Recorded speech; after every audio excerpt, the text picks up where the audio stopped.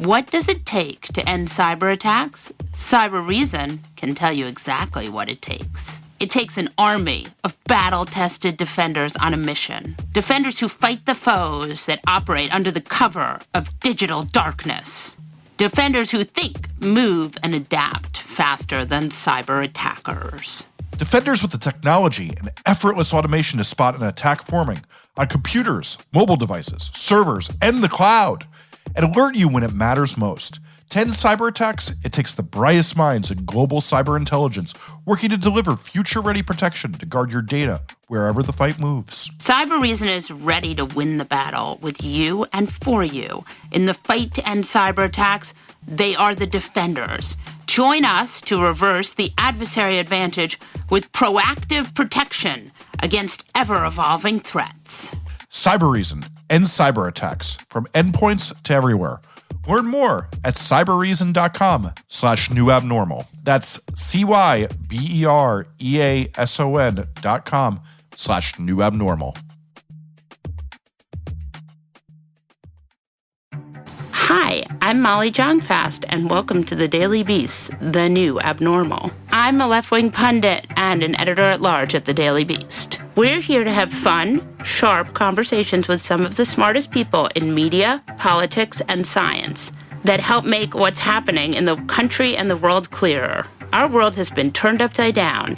On the new abnormal, we'll talk about the people who got us into this mess and figure out how to get ourselves out of it. And I'm producer Jesse Kennan. I'm here to make sure things don't go too far off the rails. Today we have a jam-packed episode. Emily Sugarman, the gender reporter at the Daily Beast, will join us to talk about what's happening with reproductive rights as well as the future of abortion in America. Then, Matt Fuller, a senior politics reporter at the Daily Beast, will talk to us about the January 6th Commission and what else is happening in Congress. And if that weren't enough, then we will talk to Tim O'Brien, a senior columnist at Bloomberg, on the latest legal jeopardy for the former president Donald J. Trump.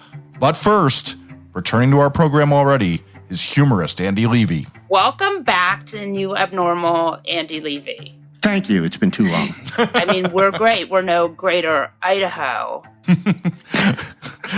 Well, why don't you allow me to get in there and explain? So apparently in Oregon, Washington, and possibly California, some counties are thinking about leaving to become parts of Idaho. I feel like that's one of the dumbest things I've ever heard. Well, I just feel like if that's what you want, here's an idea. Move to Idaho. What's the problem here? If you'd rather live in Idaho, then live in Idaho. God bless. They want to reject the liberal values of Oregon. Look, I do not want to live in Greater Idaho. I would live in Greatest Idaho. Really? Would you? Yes, until they achieve that level of superlative, I have absolutely no interest, and I think they're half-assing this, and I think it's an embarrassment. Yeah, I personally would like to neither live nor visit either Idaho, Greater or Lesser. I'm kind of confused why they haven't named it Supremacist Idaho, since as we know, this is the state with the largest influx of white supremacists. Well, anyway, yes, God bless them. It's never going to work, but at least it'll give them something to do. I just thought it was interesting that, like, if you look at the names of the counties, you've got Grant, you've got Union, you've got Sherman. It's like, these are the counties that want to secede.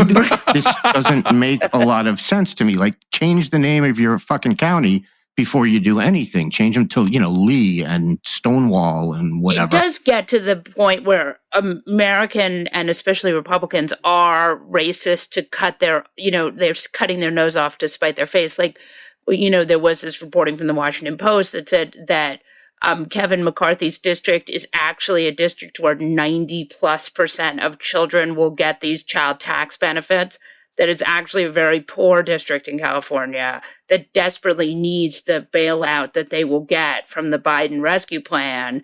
And meanwhile, Kevin is doing everything he can to keep it from passing.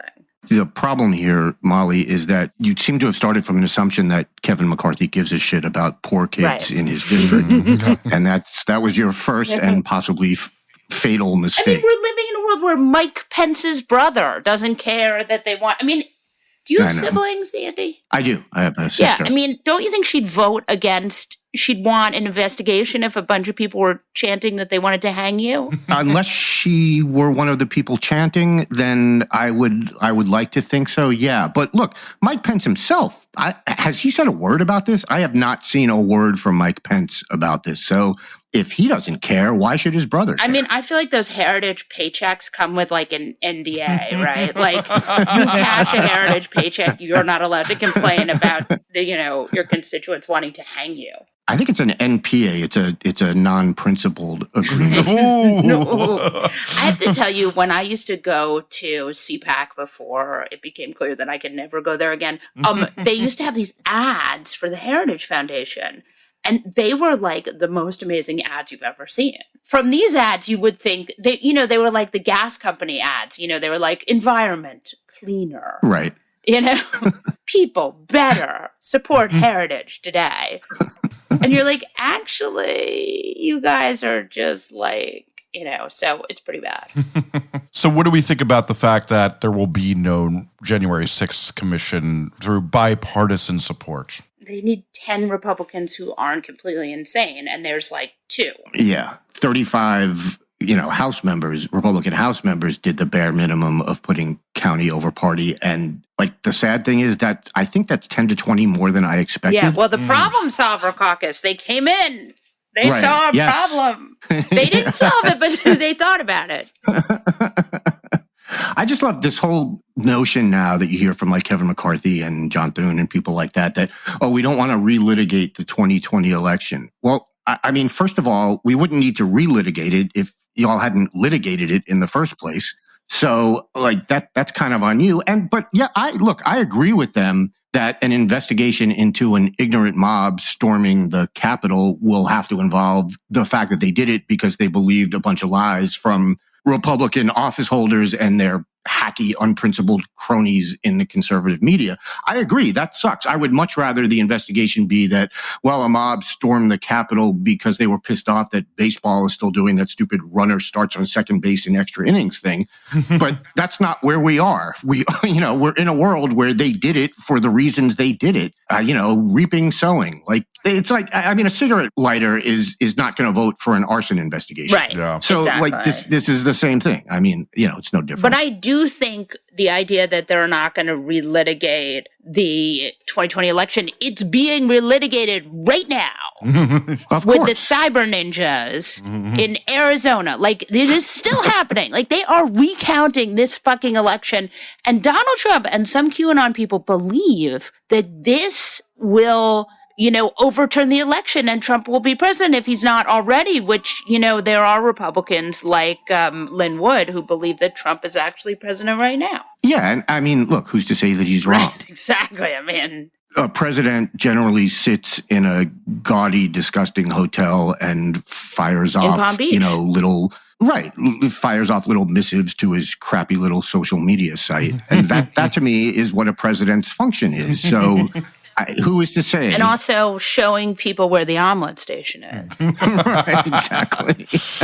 I like that, and I don't think it's going to happen, but because the Democrats never make things happen. But, Pelosi and others have suggested that the Democrats could just use one of their committees or set up a special committee to investigate the whole 1-6 thing. Would you not like to see a committee made up of like the Squad and Katie Porter just grill Kevin McCarthy and just put up quotes from like right after 1-6 compared to his more recent ones and just go to town on that absolute miserable, unprincipled garbage person? Like, I would like to see that. I know that's not the point, and it's not if you do it like that, fun. Yeah, you're not convincing Republicans, but it would be at least enjoyable to watch. There's the issue of history and truth and narrative. And as Masha Gessen once told me on this very podcast, the only thing that fights fascism is narrative. So you do feel like, I just want them to go Benghazi on Trump's ass and just do the full Devin Nunes, right? The full Trey Gowdy, investigate hours and hours of investigations for everyone in the world who's ever, get Don Jr. up there, get Dan Bongino, get, fucking Alexander, whatever his real name is, get those guys up there for hours and hours and hours and make them spend money on lawyers and make them defend themselves. Because the truth is, it's sure Republicans won't buy it, but if they don't do this, Republicans and Democrats will forget. Well, yeah, and Republicans will most certainly do it again. Yeah. I mean, I don't maybe not with the storming of the Capitol, but maybe. Look, of course, but maybe, but they'll definitely do it again if a Democrat has the nerve to actually win a national election again. They need to do something, but the Republicans don't want to do something. I mean, Mitch McConnell, here's a guy who you thought maybe would want this commission, but of course he doesn't. He's an apparatchik. He's a party man. He cares about nothing other than wielding power in the service of the glorious GOP. He knows what happened on January 6th was fucked up. He knows there was no election fraud. He knows Trump is a raving idiot. He just doesn't care about any of that, except as far as how it affects the next election. And in his mind, the way it affects the next election is... It could mess him up. Right. So the best thing to do is to pretend all of that is in the past. And it doesn't matter that it's not what's best for the country, because the Republican Party is the party of the Republican Party. That's the purpose of the Republican Party, to help the Republican Party. And that's Mitch McConnell in a nutshell. It is amazing to me, though, that we all still keep thinking like, oh, well, there's a chance, right? Like, there's no fucking chance. Like, I mean, the idea that like Pete Buttigieg and Gina Raimondo are trying, desperately to do this infrastructure bill, which includes childcare. And, this West Virginia Senator, Shelley Moore Capito is going to, make this deal, and they're going to get 10 Republican senators. Like, fuck, of course they're not going to get fucking 10 Republicans. Who's going to, you have Republican senators like Marsha Blackburn. It's never happening, man. Well, that's the thing. It would be nice. It's not going to happen, but it would be nice if this would at least put to bed this ridiculously silly idea that there's any point in the Democrats trying to work with the Republicans right now. If you're not going to be bipartisan on looking into an actual attack on your workplace, an attack on you, you're not going to be bipartisan on anything. Why would you think that you could work with people on infrastructure, on jobs, on anything if they won't even work with you on an attack that was as much on them as it was on the Democrats? Yeah, no, I agree. I mean, I think the whole thing is just completely silly. And I mean, and like this kind of cockeyed Democratic optimism that we always see that never works, right? We're going to bring them along. They want fascism and we want bridges, but we can find a compromise. Right. A bridge to fascism. Yeah. That's the compromise. And it's fucking bullshit. Why don't I bring a little bit of optimism to this? It does seem like the people who stormed the Capitol will be held to account because their defense attorneys seem to really be giving up. I'd like to read a quick quote from the Q-Shanman's attorney. A lot of these defendants, and I'm going to use this colloquial term, perhaps disrespectfully, but they're all fucking short bus people. These are people with brain damage. They're fucking retarded. They're on the goddamn spectrum. Doesn't seem like the defense is going well. That's the QAnon lawyers... The QAnon shaman's lawyer. Shaman's lawyer. Yeah. Is going with the Don Jr. defense of too stupid to prosecute. Look, people are giving him shit for this, but what choice does he have? There's a lot of footage. Exactly. I mean, it's on tape. What other possible defense is there other than, Your Honor, my client is extremely stupid and, does not have the mental capability of an adult and therefore cannot be locked up? I think he's on to something, he should clean up his language and join the 21st century.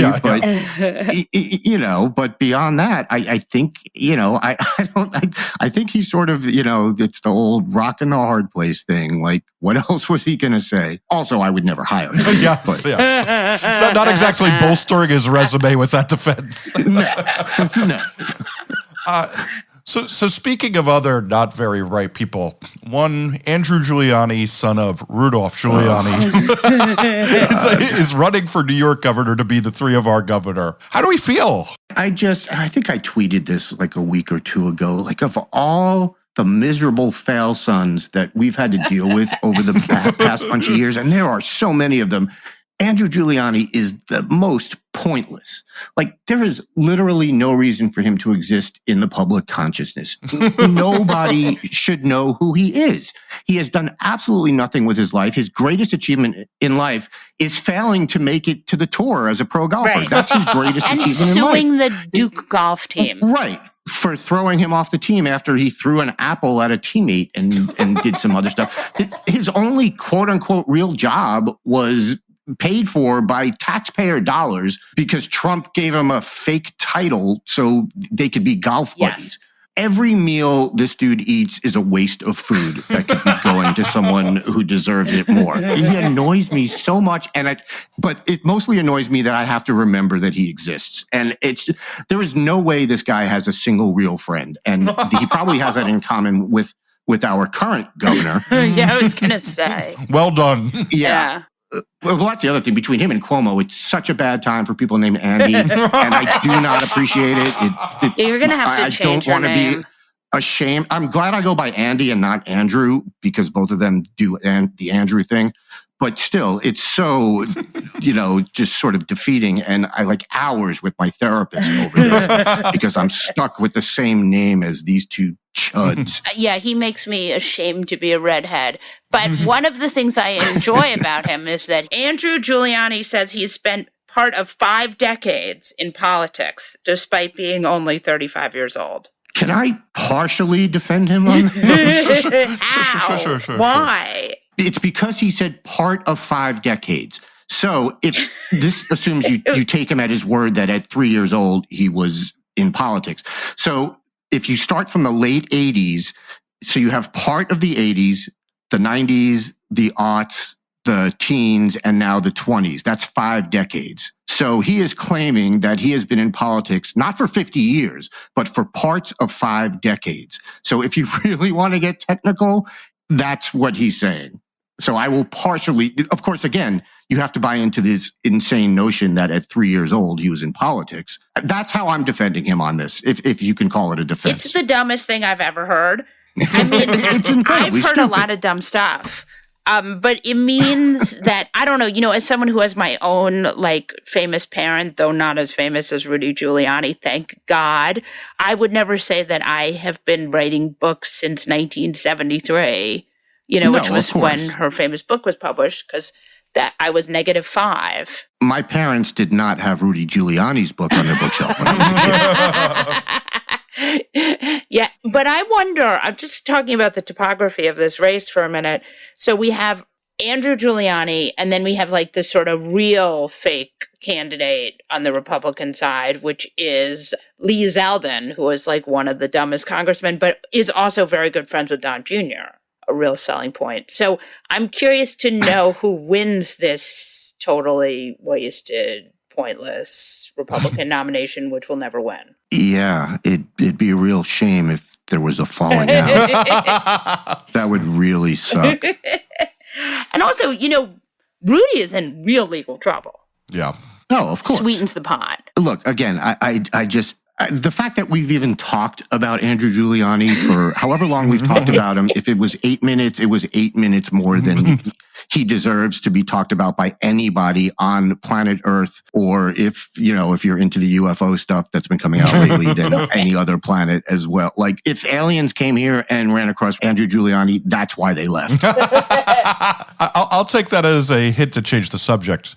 So the Party of Personal Freedom is now really, really into infringing on a lot of freedoms, particularly banning masks and banning abortion all over the place. What are you guys feeling about this? So Governor Abbott from Texas banned abortion with this so-called heartbeat bill. By the way, 6-week-old fetuses don't have a heartbeat.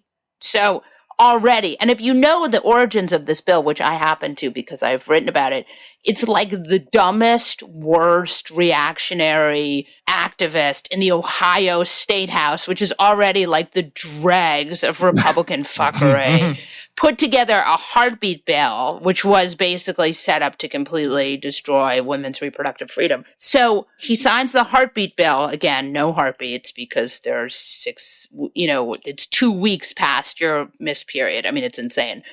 He signs the heartbeat bill on the same day that he does an execution. Don't mess with Texas. Don't mess with Texas. So this is my question for you, Andy, as someone who's like a little more, I don't know, I think of you as more principled than I am.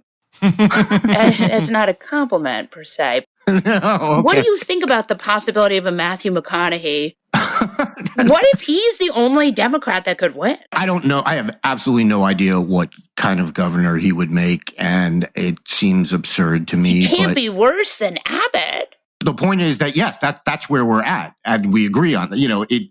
There's no way it could be worse. Right. So I would support my Texas brethren and sistern voting for Matthew McConaughey should he be the nominee. Yeah. But going back to this so-called fetal heartbeat bill, I mean, you pointed out that there's no actual heartbeat. That's because there's no heart. And the other thing is there's also no fetus at 6 weeks. It's still embryonic at 6 weeks. And much like Greg Abbott, what you've got here is a heartless embryo. Yeah. You don't have an actual human being. So it's two lies in one. And the thing, and again, this is what annoys me not more than anything. I guess, obviously what annoys me the most is all they want to do is control women's bodies. But at least 80% of the legislators that voted for this bill know that not only is there no heartbeat, there's no fetus. Right. And yet they voted for a fetal heartbeat bill. And it's like, I don't even know, we're in this post-factual world, but I don't know how you compete against that, because you can sit there and you can say, hey, there's no heartbeat because there's no heart, and there's no fetus because it's still an embryo at 6 weeks. But they don't care. And once they don't care, they can do whatever the fuck they want. And that's what they're doing. And again, their ultimate aim is obviously it's to control women's bodies. And they will do anything and say anything in the service of achieving that end. And that's where we are. If it takes Matthew McConaughey to right that ship, then yes, sure, why not? And all right. I feel like I'm open to it, man. It's everywhere. And the truth is they're all really emboldened because the guy who, God knows how many abortions Donald Trump has paid for, has put two super, super Republican, anti-choice, Trumpy nominees on the Supreme Court. So now, you think Justice Kavanaugh isn't gonna, it cares about a woman's right to choose? And then Amy Coney Barrett is in a very religious sect of Christianity. No, I mean, look, it's been the GOP strategy for decades, I guess, to the whole chip away at Roe thing. And they've been pretty successful at it. Yeah. And, and now, like you said, they've got the court kind of where they want it. And, they can pretty much get rid of Roe without getting rid of Roe. And that's what they've been doing. And it's, unfortunately, it's been working in the states, and it may work, and the Supreme Court's going to hear that case in Mississippi. As you said, I have no faith that Roe will remain. Certainly it won't be unscathed. It's already scathed. Yeah. But that even if, it's going to end up being completely gutted, even if it's not overturned. Yeah, it's so interesting because for so long, there are these kind of tropes that people say to you when you're a woman on the internet. And one of the things they always say to you is this isn't about Roe. Roe is precedent. No one's going to overturn Roe. Roe is, and then on the other breath, they say, well, Roe has some privacy issues and maybe Roe wasn't a perfect, and RBG didn't even like Roe. So yeah, I think we're fucked. But, fundamentally, this is about helping people who aren't wealthy, who aren't upper middle class or middle class, who can't afford to go to a different state, and Absolutely. take 2 days off of work. And so that is why it's so dangerous and scary. Oh, yeah, this will affect rich people and, Donald Trump's concubines, not at all. Right. Hey folks, if you haven't heard, every single week we do a special bonus episode for Beast Inside, the Daily Beast membership program. Sometimes we interview senators like Cory Booker, or the folks who explain what's happening behind the scenes in media, like Jim Acosta or Soledad O'Brien. Sometimes we just have fun and talk to our favorite comedians and actors like Busy Phillips or Billy Eichner. And sometimes we just have friends around to analyze what's happening in the news. You can get all of our episodes in your favorite podcast app of choice by becoming a Beast Inside member, where you'll support the Beast's fearless journalism, as well as getting full access to podcasts and articles. To become a member, head to newabnormal.thedailybeast.com. That's newabnormal.thedailybeast.com. EPOS's new podcast, Powered by Audio, tells stories behind the sounds we hear every day. Sounds that inform, entertain, educate, get our attention, influence our behavior, and save our lives. Host Randy Zuckerberg and her guests explore how audio shapes our experience and how pioneers are creating the sound of the future. Molly, as you know, I'm not only a podcast producer, but a record producer too, who's been obsessed with sound for my entire life. This podcast was one of the most mind-opening podcast moments I've had in years. These interviews really are fascinating, and I can't wait to hear more. Listen and subscribe to EPOS's Powered by Audio on Acast, iTunes, Spotify, or wherever you get your podcasts.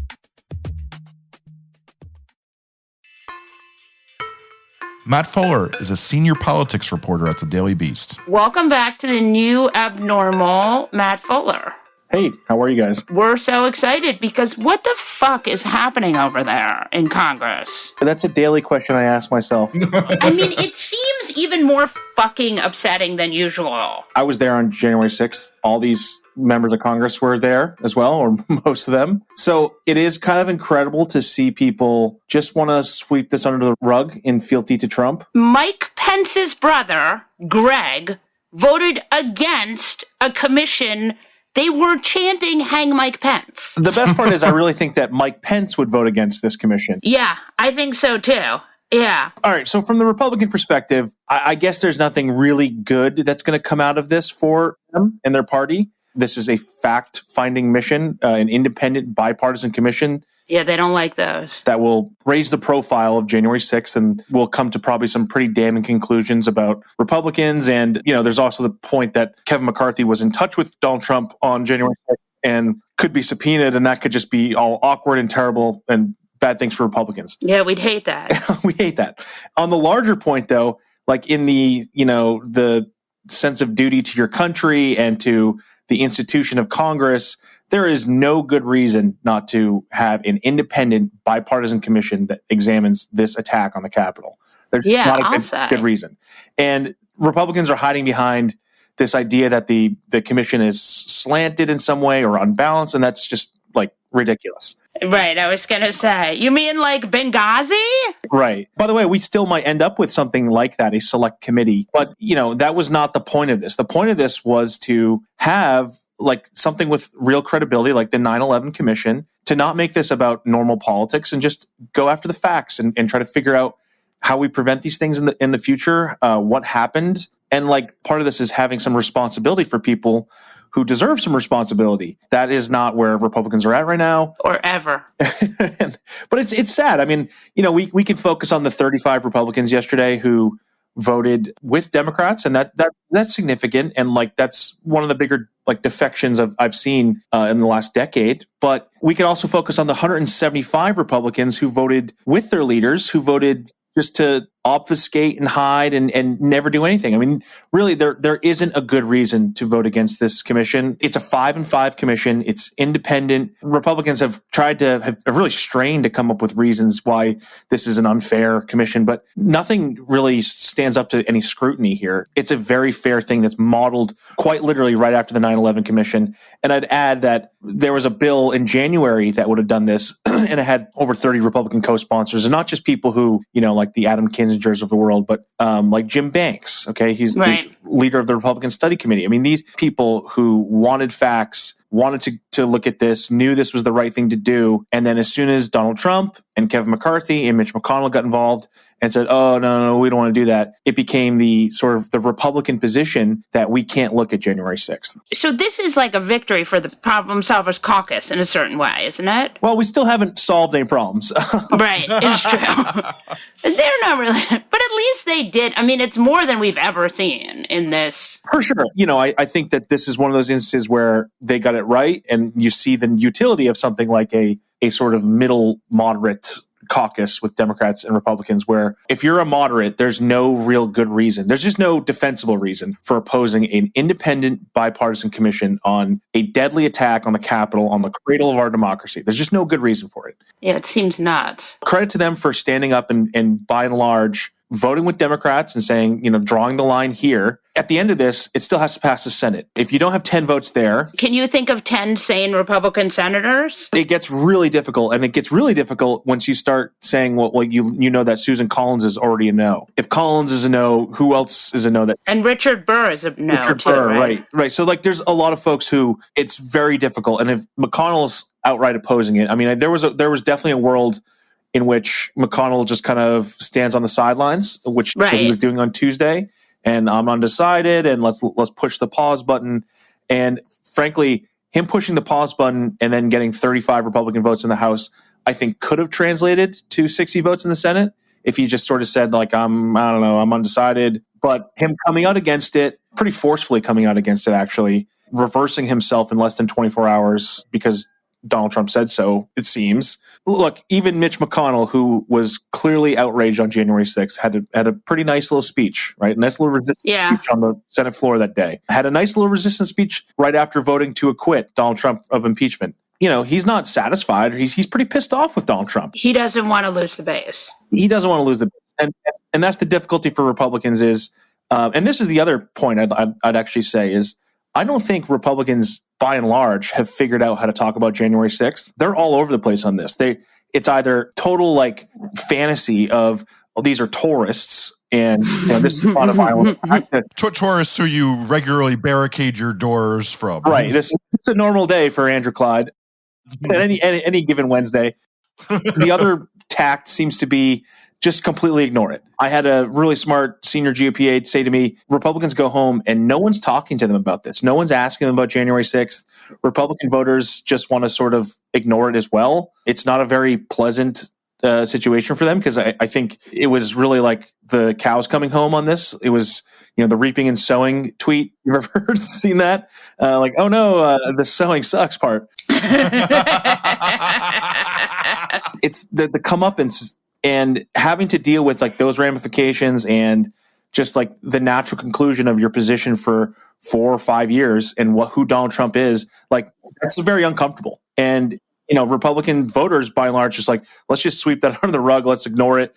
Let's move on. And then, you also actually heard the number 2 Senate Republican, John Thune, basically admit that this was political, that this, we don't want to drag this into the election year and we worry that it could. And they don't want to piss off Trump. And they don't want to piss off Trump. And they don't want to piss off their voters who still love Trump. Yeah.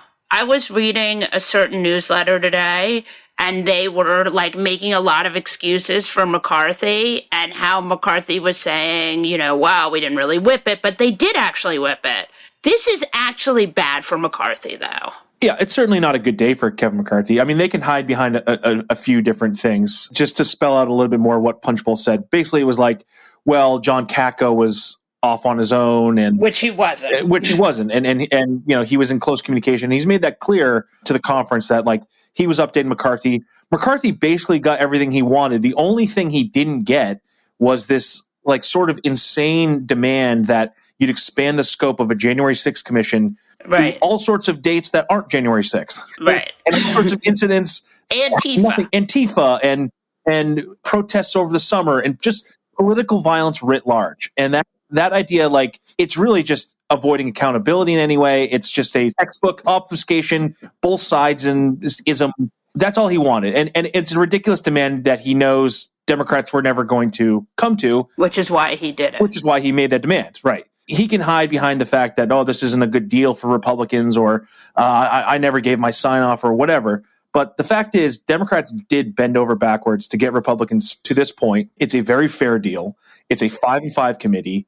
It's evenly split. They both have subpoena power. To issue any subpoena, you'd need the Democratic chair and the Republican vice chair to agree, or you'd need a majority of the members to agree. I mean, there's nothing here that's truly objectionable. And, Republicans yesterday sort of stumbled around with this idea of the staffing, the chair is the person who's staff. Security clearance. Yeah, and none of that's really true. And by the way, this language was completely modeled after the 9/11 Commission. These are just kind of fake things. And by the way, and if they were real, if they were truly like, oh, well, we want the staffs completely equal, like Democrats would be happy to make that change. That's just not the actual issue here. It's just fuckery. Yeah, that's exactly right. Not to put too fine a point on it. I think that's a fine enough point. Can we go to infrastructure for a second? Sure. How can Democrats do anything if they can't get 10 Republican senators to agree to anything? That's a great question. It's one that they're going to struggle with mightily for the remainder of Joe Biden's term or the next 2 years while they have the House and Senate. The fact is, for infrastructure, there's like a couple ideas out there. Number one, you just do it through reconciliation. That seems to be the easiest way, path forward. That is the most likely path. Another path is you split the bill in two. There's a bunch of things that you can't actually do by reconciliation. The reconciliation's a special process, and there's certain things that get stripped away if they don't have enough of a budgetary impact, or we can get into bird baths and everything. But the fact is that some things can't be done by reconciliation. So there's an idea of, why don't you make a package that's actually bipartisan, that Republicans and Democrats can vote for, that Republicans would like, and then you'd have the second package be that reconciliation one. That's a real gamble because, once you do that one package, usually you only get one bite at this apple. Right. Yeah. Putting everything that's controversial into the second package and asking people like Joe Manchin to deliver that 50th vote is that's a real gamble. And cinema too. Right. So I think most people kind of agree that the best path forward is not trying to concern yourself with Republicans at all. Don't worry about the things that you can't do. Just go out and build a package that can get 50 votes in the Senate, 50 Democratic votes in the Senate. And if a Republican wants to vote for this, then more power to them. That first 100 days of Joe Biden, we always knew they were pretty successful, and a lot of it was because he got the COVID deal done, and vaccines were a great accomplishment. But we know that the next 100 days, or the next 400 days, or the next 1,500 days, they're a lot more difficult for Joe Biden than those first 100. I mean, he cleared sort of the things he needed to do, and now we're at that stage where, if you want to get infrastructure done, you want to get anything done, you've got to either address the filibuster, which that's just not going to happen. There's really no reality where Joe Manchin's going to give you that vote, or you've got a couple bites at reconciliation here. And those are also difficult because you're dealing with, 50 votes, and you have actually also a very small margin in the House too. The voting rights bill, it seems like the most important thing going, especially with the fuckery that's going on in Arizona. Do you have any sense, does that go anywhere, or are we just completely set? In a classic Joe Manchin and Kristen Sinema fashion, they express support for that bill while also saying, I will do nothing to accomplish it, right? Right. So again, the best. If you can't do it by reconciliation, and that's the sort of bill that you can't, you'd have to blow up the filibuster. They're not going to do that. They are very explicitly are saying, we're not touching the filibuster. If you're not willing to do that, you're not really willing to do anything to pass the bill. It's a statement of support. It's basically just a glorified press release. That sounds not so great. Not so promising. No. Yeah. Thank you so much, Matt Fuller. I hope you'll come back soon. Always happy to.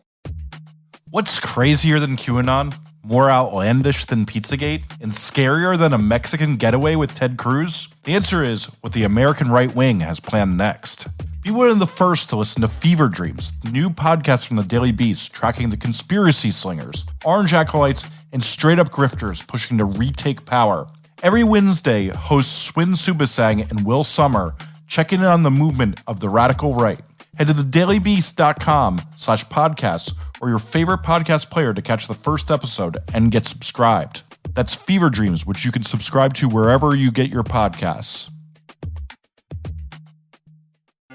Emily Sugarman is the gender reporter at the Daily Beast. Welcome to the new abnormal, Emily Sugarman. Thank you so much. So happy to be here. What the fuck is going on in Texas, those fuckers? That is certainly a reaction that people are having. I mean, what are they doing?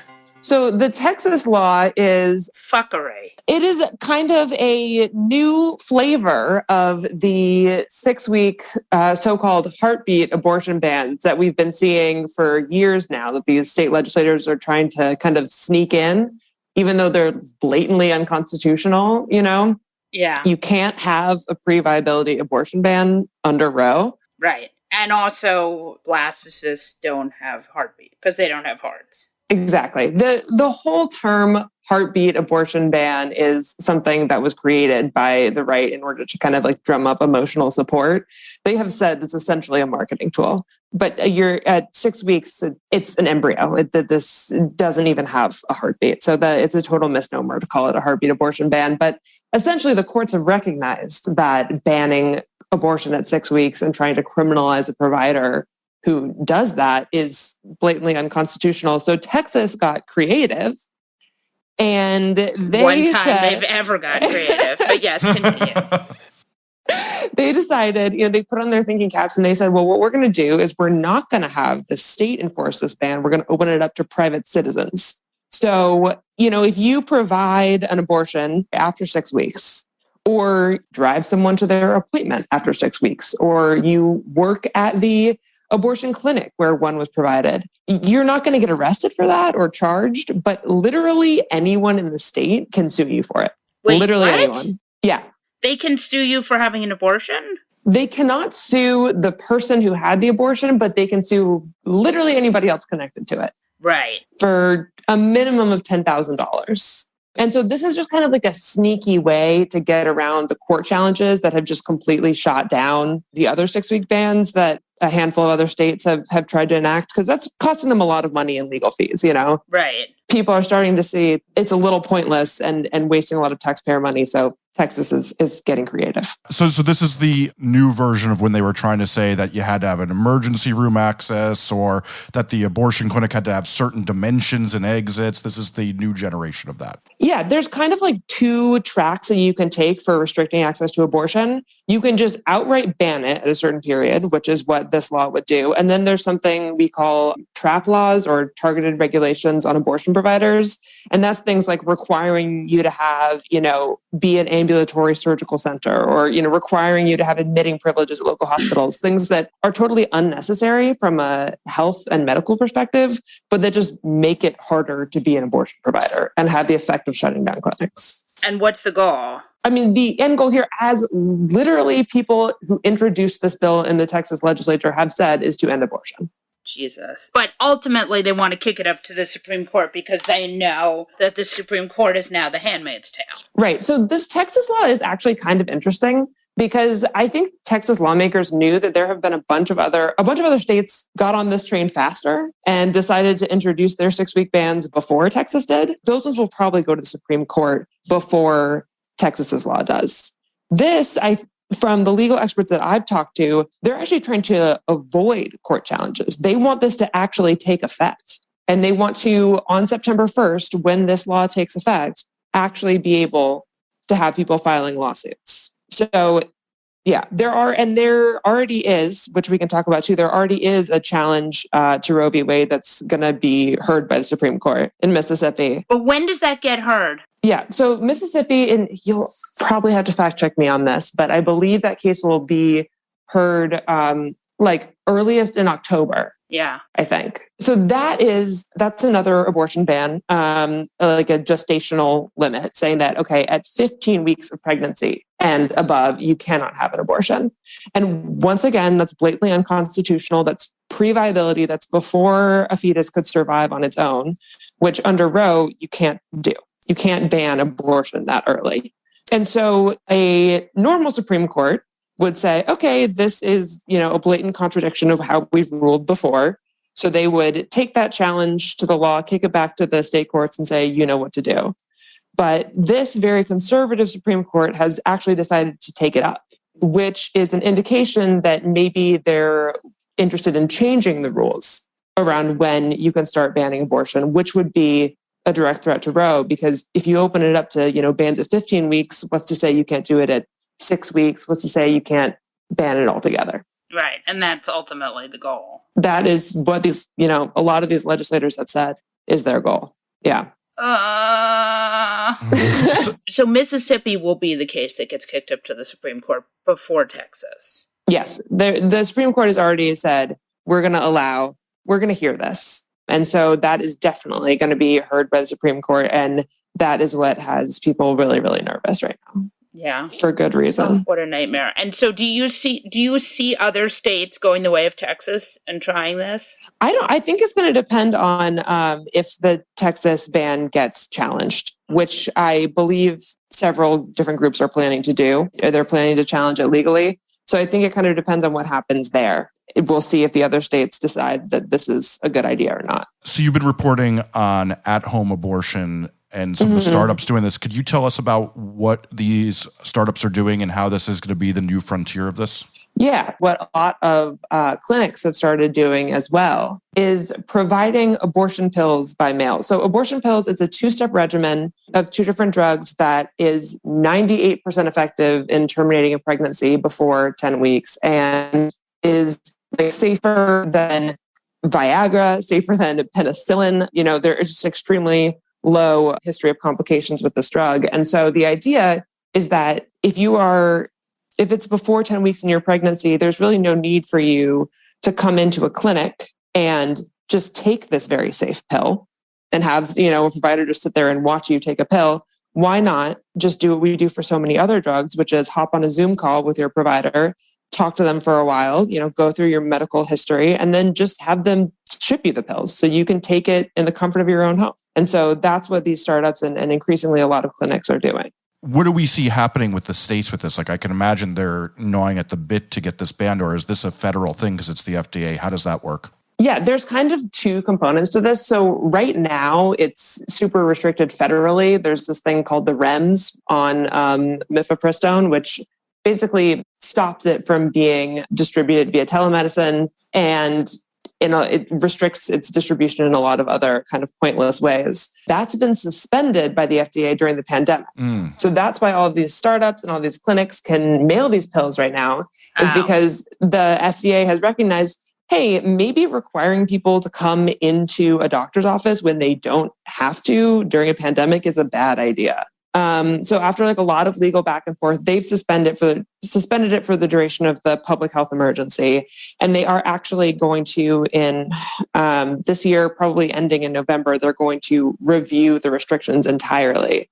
And, advocates hope that they're going to lift them permanently going forward. So, but this is like a way to get an abortion that nobody even knows about. Exactly. You don't have to go to an office. You don't need a doctor. How many weeks does this go till? This goes until 10 weeks. It's safe up until 11, but I think most of these online providers are going up until 10 weeks just to be safe. Right, which is still only 2 missed periods. Exactly. So this is not a solution for everyone. And that's really important to emphasize, is that you're still going to need abortion clinics. You're going to need people who provide abortions, as late as they can legally, because there will be people who fall outside of this or who are, prone to ectopic pregnancies or have some other contraindication where a medication abortion just doesn't work for them.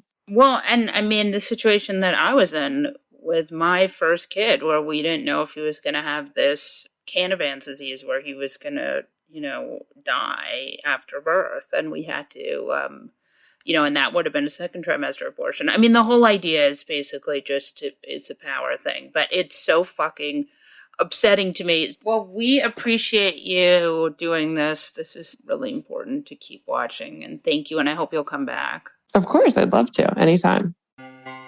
Tim O'Brien is a senior columnist at Bloomberg. Welcome to the new abnormal Tim O'Brien. Hi, Molly. It's a treat to be on with you. That's right. One of my many favorite things about you is that you have this incredible encyclopedic knowledge of one former guy. And he has sued you.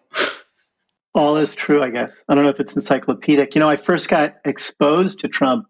I was Wayne Barrett's research assistant on his Trump biography, which came out in 1991, I think, 1992. I was from the Midwest and didn't really know or care much about New York real estate developers. But I knew Wayne's reputation as this legendary investigative reporter. He had just written City for Sale, which is one of the classics of urban political corruption. And it was a bestseller, and the book did very well in the late 80s. And off of that book, he got this contract to do a deep dive on Donald Trump. And Wayne was the first person to ever profile Donald Trump at length in the Village Voice in the 1970s. He did a 2 or 3 part series on Trump. And all of Wayne's work is sort of the foundational Trump work. And then when Wayne was doing his book, we lived in his house, his beach house in Ocean City, and we're reporting on Trump's casino stuff in Atlantic City and his political and real estate stuff in New York, and assembling these big brown boxes of paper documents about Trump's casino control commission hearings and Division of Gaming Enforcement and security stuff back in the old days when you had to get it all by paper. And that was my first exposure to Trump. And then I wrote a gambling book in the mid-90s, and I interviewed Trump for that in his office. He was in one chapter of that book. And then in the early 2000s, when I was at the New York Times, I wrote Trump Nation and spent 2 years, probably 2 to 3 years, working on him for the paper and for the book, 3 years in total, and spent an inordinate amount of time with him. He cooperated with the book enthusiastically, as he always does in these things, and then hated what the book said. Because he loves attention. Yes, he's a media addict, as you know. And he didn't like what the book said. He felt it misrepresented his track record as a human being and as a presence in New York and as a businessman. There's a lot in the book, but the thing he honed in on, which is interesting, is he said I lowballed how much money he had. and that's what he sued me for. He said I had libeled him because I said he was worth less than $1 billion at a time that he was saying he was worth $6 billion. We went to court. We shredded him in court. I was fortunate that I had Mary Jo White, the former U.S. attorney for the Southern District of New York, as my attorney, and he had Mark Kasowitz, and she dribbled him around like a beach ball. Mary Jo and her great attorneys were also on the case, Andrew Seresny and Andrew Levine. And good for her, man. Well, it was dismissed in 2009, and he tried to go forward with an appeal, and that he lost that in 2011. And I thought he was out of my life forever, and then bam, he rolls down the escalator at Trump Tower in 2015, and here we are. And one of the blessings of Donald Trump in my life is he introduced us to one another randomly. Molly, without Donald Trump, we wouldn't know each other. That's certainly true. So explain to me, this new reporting is interesting because it doesn't say a whole lot, right? We know Tish James has decided she's going to use the money and the taxes and go through Weisselberg, and maybe there's some attachment to the daughter-in-law giving them stuff. We don't really know, right? But her announcing that it's gone to a criminal, does that mean anything, really? It means everything. And it's one word speaks 1,000 words, and the word is criminal. Donald Trump is going to be 75 years old next month. And he has spent the better part of 55 years flouting the law, human decency, responsibility, and a whole host of things that we've all come to recognize in him. And he's never really had to face the consequences for any of his actions. He was insulated by his father's wealth. Then he was insulated by celebrity with The Apprentice. And then he had this massive insulation of the White House, legal insulation that the White House provided. And now he has 2 criminal investigations that are focused on the money trail. And that's never happened to him in his entire life. And the reason it's important that it's criminal is a civil case, if you're indicted and found guilty, there's a massive fine sometimes, or a large fine attached as a penalty. Right. On a criminal case, you get to go to prison. But it's a high bar because the penalty is so severe. The prosecutors have to prove intent. They have to prove that you knew you were breaking the law. And that's a difficult standard. So a prosecutor who decides to say, I'm going to expand the parameters of my case to include criminal charges, isn't going to do that unless he or she is very confident they have evidence indicating knowledge and intent. So this is hugely significant. Do you think there's a chance that Trump goes to jail? Yes, of course, there's a chance. It's very tricky. He's an ex-president, so there's going to be, I think, environmental and atmospheric things around that I personally think we should ignore, because as the Supreme Court ruled when they turned over his tax returns to be put in play, no one in the United States is above the rule of law, including the president. But I still think it's inevitably going to become a political football. He's going to try to politicize it. So his chances of going maybe are slimmer than someone else's in his position. We don't know what evidence they have. Clearly, Alan Weisselberg is on the radar screen. They've now launched his accountant, basically. Right, yeah. No criminal charges, but a criminal investigation of Weisselberg. And if Weisselberg knows everything, he's been there since the mid-'70s. And if he flips and has records and evidence and tape recordings, anything like that shows Trump had knowledge of anything these people think is criminal, then it will get tricky for Trump. Do you see a world where that happens? Yeah, these investigations are focused on bank fraud, tax fraud, insurance fraud. We know that. We know from court filings. They've gone in different directions. Tish James is focused on, at least from court papers, in terms of how her investigation intersects with the Trump organization more broadly, 4 properties that she's named. Vance, his investigation began with the payments, the hush money payments to Stormy Daniels and Jennifer McDougal. And I think that morphed into looking at falsification of business records in the Trump organization. And that became a broader look at, have they, played fast and loose with how they account for the things they own. And now the other unusual thing about the Tish James announcement is that she and Vance are joining forces.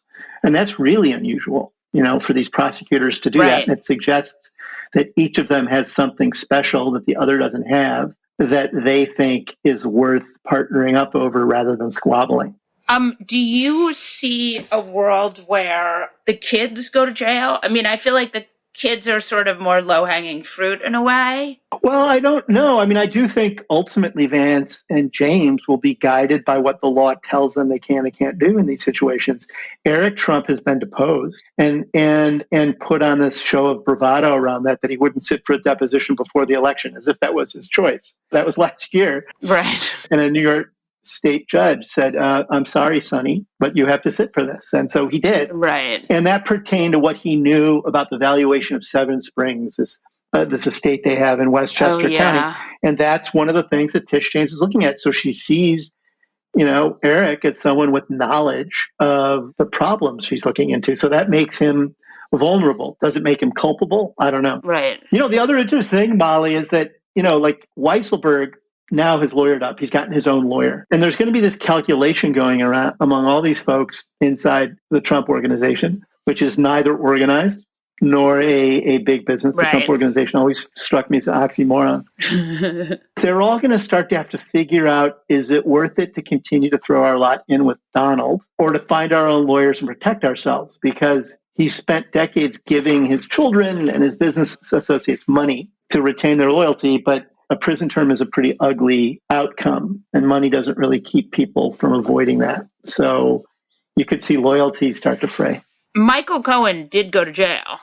Right, but Michael Cohen, in terms of the investigations that he was subject to, didn't have enough information at the time to convince law enforcement folks to give him a break because he could get people higher up than him. Yeah, that sort of surprised me. Did that surprise you? No, I think Michael Cohen's role at the Trump organization has been overblown by the press in terms of Alan Weisselberg signed off on Donald Trump's personal taxes. He handled them. He signs off on the corporation's taxes. And every big deal that rolls through the Trump organization for the last 46 years has to get Alan's eyes on it. Michael Cohen was a fixer. He was this pit bull that Donald unleashed on people like me, right? Or you. Yeah. And, you and I never heard from Alan Weisselberg. Right. But we heard from Michael, you know, and in fact, I was on Michael's podcast a while back, I don't know, months ago. Yeah. And he said, I used to call people, I'm not going to do a Michael impersonation, but he said, I used to call people up and say, I'd call reporters up and say, you better not do this or we're going to do to you what we did to Tim O'Brien. What did they do to you? They sued me, right? We will take you to court. We'll make your life hell. That's sort of, I think, what the implication was. But Alan Weisselberg wasn't making those phone calls. He was making the machinery move, and he had Donald's total confidence. And that wasn't Michael Cohen. Michael Cohen episodically moved in and out of different things the kids and Donald needed done, but he wasn't a guy who knows where all the financial bodies are buried. I also think it's really interesting, sort of in the whole historic sweep and arc of Trump's life, that Robert Mueller, this big federal investigator, didn't get him. And Congress did 2 impeachments, and they couldn't get him. And who may end up getting him? New Yorkers. Right. New Yorkers who have come to loathe him. The taxes. Yeah, and he's turned his back on the city, right? He's changed it. He's now a Florida resident. He's sort of dumped on the city. And at the end of the day, it's New Yorkers now who have his fate in their hands. Tim O'Brien, thank you so much for joining us. I hope you'll come back. It was great to be on, Molly. Thanks for having me. Hi, Jesse Cannon. Hi, Molly Jong Fast. What is going on? There's so much fucking stuff that I'm fucking mad about. A mass amount of fuckery, one would say. There's a mass amount of fuckery. A Substack bro that we both know said this week that politics is boring. Oh, right? I just had dusked. I mean, there's so many choices for fuck that guy, right? Kevin McCarthy decided that he doesn't need to investigate.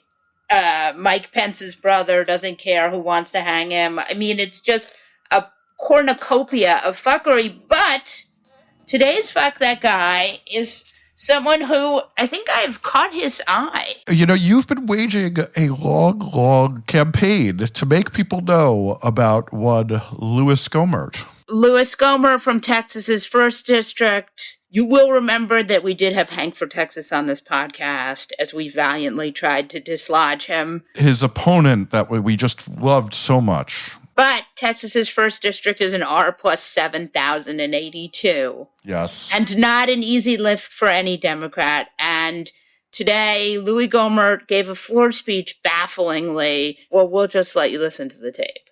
More involved. We were doing better on our SATs until President Carter created a Department of Education. When I took it, did very well. It got me into the honors program at A&M.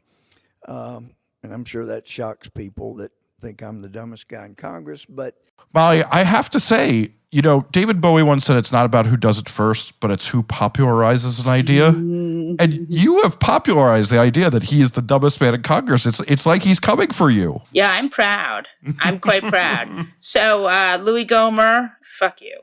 And Texas is a particularly awful group and of Republican electeds. This is one of the days we could say fuck you to all of Texas, but I will take an aim at somebody else today. A old friend of fuck that guy, one Bill Barr.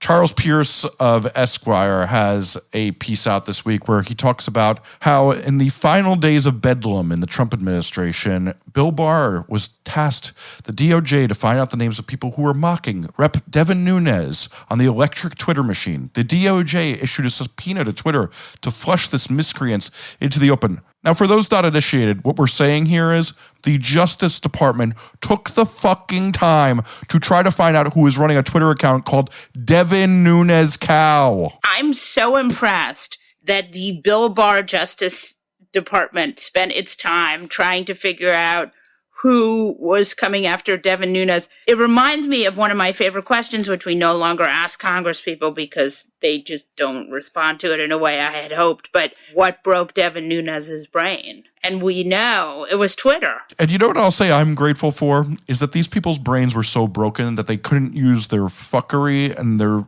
horrible lack of respect for government for things that were actually be damaging to it. Instead, they focused on this dumb shit. The dumbest possible stuff. On that note, we'll wrap this episode of The New Abnormal from the Daily Beast. In future episodes, we'll be talking to smart folks from the Daily Beast and beyond, from media, culture, politics, and science, who will help us understand what's happening to our country and the world. We hope you'll subscribe to us on your favorite podcast app and share the show on social media. Thanks so much for listening, and we'll see you again on the next episode.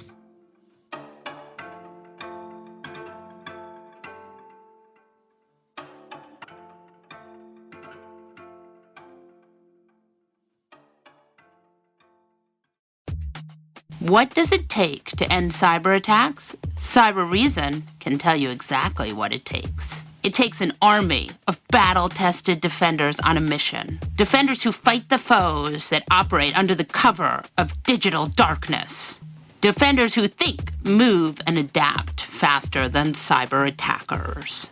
Defenders with the technology and effortless automation to spot an attack forming on computers, mobile devices, servers, and the cloud, and alert you when it matters most. To end cyber attacks, it takes the brightest minds in global cyber intelligence working to deliver future-ready protection to guard your data wherever the fight moves. Cyber Reason is ready to win the battle with you and for you. In the fight to end cyber attacks, they are the defenders. Join us to reverse the adversary advantage with proactive protection against ever-evolving threats. Cyber Reason ends cyber attacks from endpoints to everywhere. Learn more at cyberreason.com/newabnormal. That's cybereason.com/newabnormal.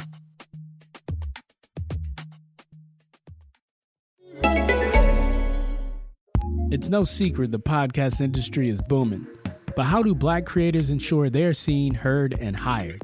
Join ACAST for the latest A-Class Black Voices, a virtual event and masterclass designed to continue the conversation around diversity in podcasting.